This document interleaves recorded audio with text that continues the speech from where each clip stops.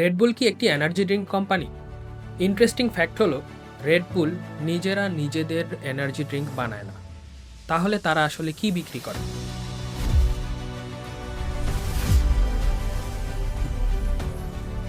Red Bull তাদের production পুরোটা outsource করে, কারণ তাদের রিয়েল ফোকাস ফ্যাক্টরি না, their focus is marketing.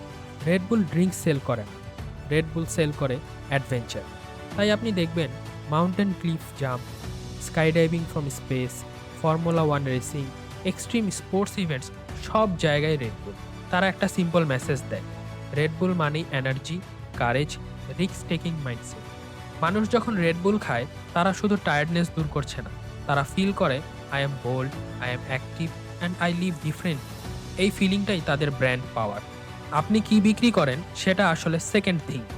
First thing হলো আপনার প্রোডাক্ট মানুষকে কি ফিল করায়। লাইফস্টাইল ব্র্যান্ড মানে শুধু ডিজাইন না, লাইফস্টাইল ব্র্যান্ড মানে আইডেন্টিটি।